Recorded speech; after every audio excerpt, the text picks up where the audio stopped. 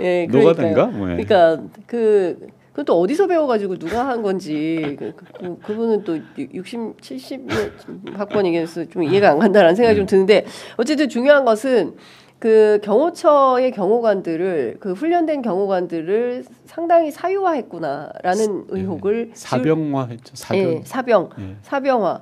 그리고 이제 저는 그 안마까지 시켰다라는 제보를 들었고 이분들을 심지어 해외 순방까지 데리고 왔었다라는 겁니다. 그러니까 전반적으로 그 뭐 얼마나 힘들었겠어요. 그래도 그 경호관 되기가 쉽지 않잖아요. 그렇죠. 네, 그리고 굉장히 그 대한민국의 엄청난 자산인데 이분들을 데려다가 뭐 안마시키고 뭐 이런 거 자체가 굉장히 자괴감이 들었을 것 같다라는 생각이 좀 듭니다. 근데 저는 대다수 경호관들은 정말 훌륭하신 분들이에요. 자기의 피경호자를 위해서 대신 총을 맞고 칼을 맞고 대신 희생하시는 분들이잖아요. 그렇습니다. 근데 이런 방금 말씀하셨던 그런 일이 벌어졌던 건 경호관들의 문제가 아니라 일부 권력에 충성하고 권력에 줄을 대려고 하는 사람들이 문제인 거예요. 이번 일로 보면 경호차장이라든지 경호본부장의 일탈인 거죠. 그래서 저는 시청자 여러분들께서 이건 좀 분리해서 봐주셨으면 좋겠어요. 경호관들이 다 그러냐.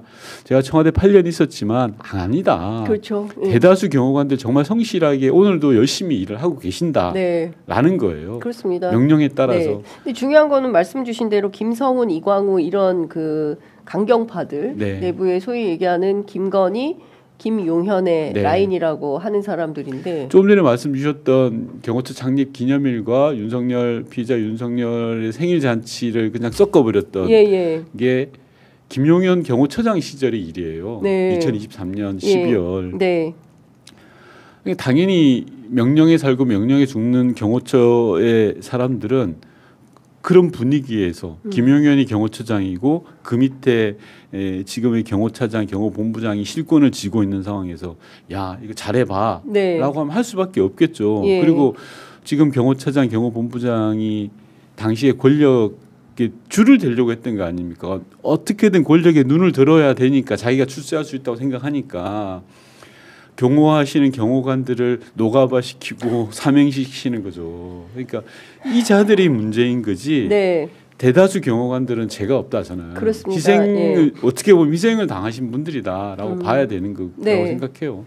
그리고 또 하나는 그 선상 파티 관련된 겁니다. 그러니까 추미애 의원께서 고발한 내용인데 2023년 8월에 그 선상 파티를 했는데 이때도 경호처장이 김용현 경호처장이었던 거잖아요. 맞습니다. 그때 그러면 이거를 주도한 사람이 이광호 본부장은 맞는 겁니까? 그거는 제가 확인을 못했고요. 추미애 의원님이 제보받은 내용과 제가 제보받은 내용이 좀 겹쳐지는 건데 저는 이제 휴가 때 저한테 제보가 왔던 건 야, 경호관들한테 노래방 기기를 어디서 갔다 와서 설치하라고 막 했다는 거예요. 노래방 기기를 찾아오라고. 폭죽도 있었잖아요. 폭죽도 그 대통령의 그 별장이 경남 저도라는 곳이거든요. 거제 쪽이 있는데 거기서 폭죽을 구하기 힘들었나 봐요. 저도에서. 그 주변에서. 없겠죠. 대통령 그러니까 수도권 같이 사람들이 많이 사는 곳이라면 폭죽 구하기가 수월했을 텐데 상대적으로.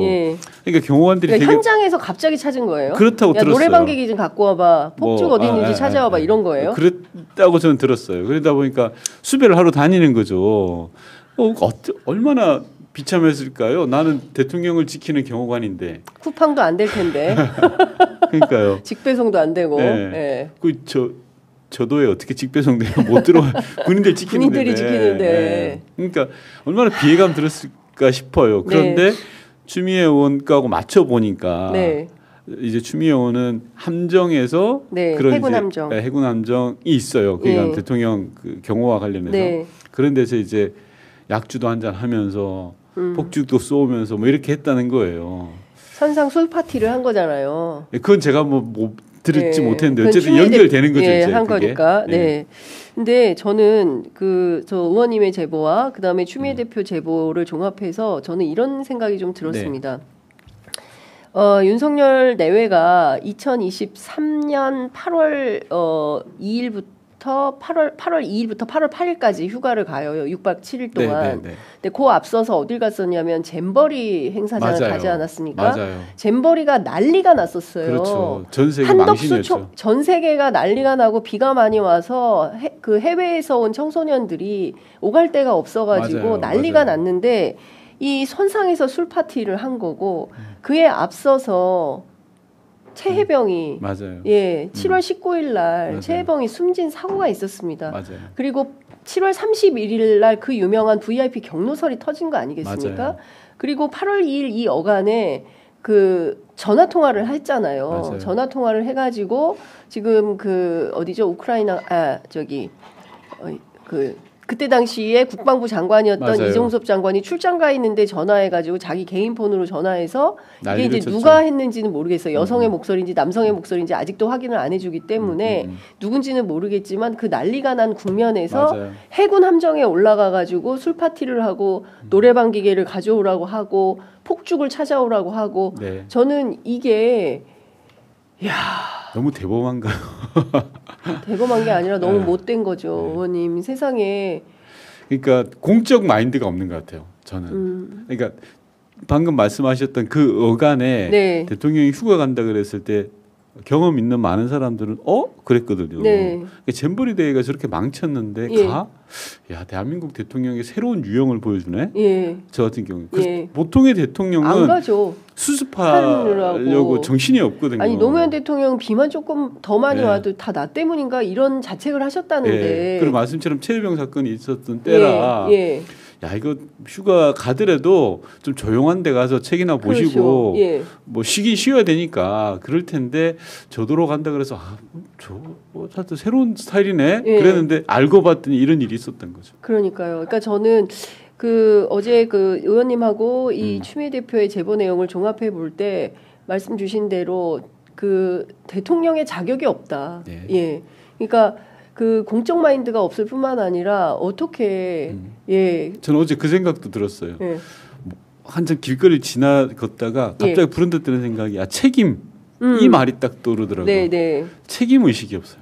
그렇죠. 예. 예. 대통령에 대한 책임, 국민에 예. 대한 책임. 예. 어제 이제 체포영장 집행되는 것도 보면 자기 발로 걸어 나와야 되는 상황이잖아요. 그 많은 사람들 고생시키고. 예. 근데 마지막에 이제 영상에 나와가지고 내 발로 걸어 나 말이 됩니까 그게? 정말 그러니까요, 책임이라고는 눈꼽만치도 찾을 수 없는 네. 스타일 같아요.